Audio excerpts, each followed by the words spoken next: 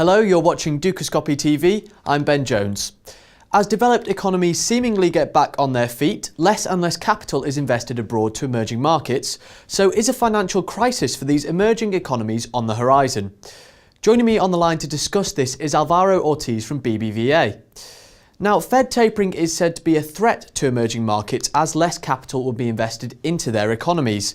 So to begin with, Alvaro, in your opinion, is a future crisis a genuine possibility?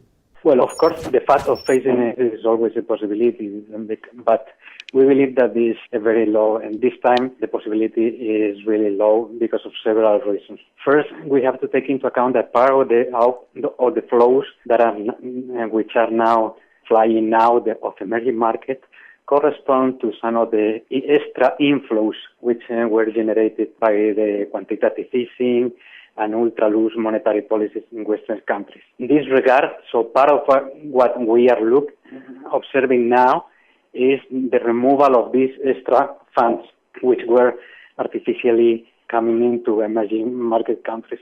And second, and most important, is that actually the vulnerability of emerging markets is at very, very low levels. If you compare, for example, the ratios of the public debt, external debt, household debt, corporate debt, any of the indicators you can take to compare with developed markets, find that vulnerability of emerging markets is at very low levels in general. Of course, you have different countries, different situations. Another point is relative to other crises, like, for example, the Asian crisis or the Latin American crisis, is that at this moment there is a very low liability dollarization.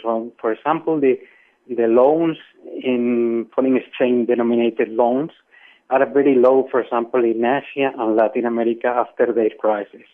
Of course, this was a problem in emerging Europe, 2007, but in general terms, is now at very low levels.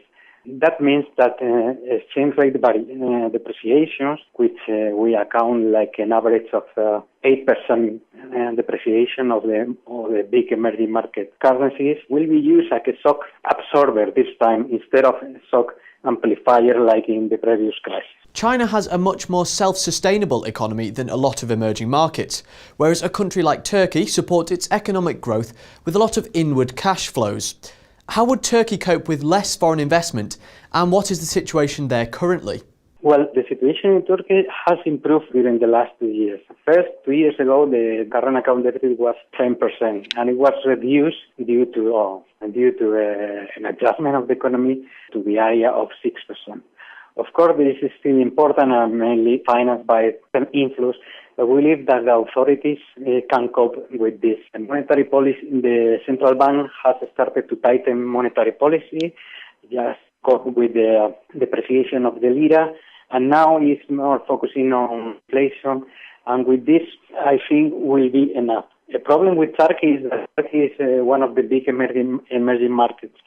So the weight of Turkey in the indices, for example, in the bond index or equity index, is quite high. But this is pretty similar to, for example, Mexico, Brazil, and Russia, which means that in moment in which liquidity evaporates of the markets, these countries suffer a little bit more than the rest. But as we are positive about the tapering, we believe that the policymakers in turn, the Turkish policymakers, will be able to cope with this situation. Now, if foreign investment does reduce, what can emerging economies do to combat this? And is an economic slowdown inevitable in some cases?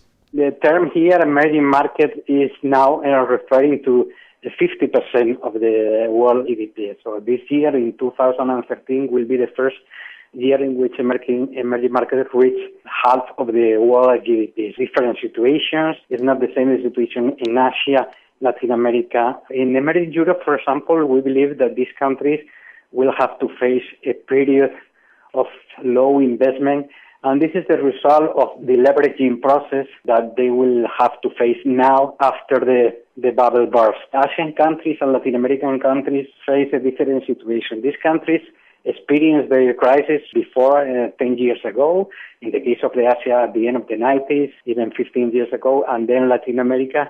And these countries were deleveraging during the last 10 years. That situation produced that Asia and Latin America faced the last financial crisis in a very good shape. So we don't see that they will have to face in a slowdown in investment. Of course, some countries can face this possibility, and then the countries which are facing this possibility have the option also of making reforms in the labor markets and, for example, to increase productivity through innovation and technology diffusion and so on. Alvaro, thank you for joining me. That is all from me today, but I'll be back tomorrow with an in-depth look at the Bank of Japan's monetary policy. So stay tuned.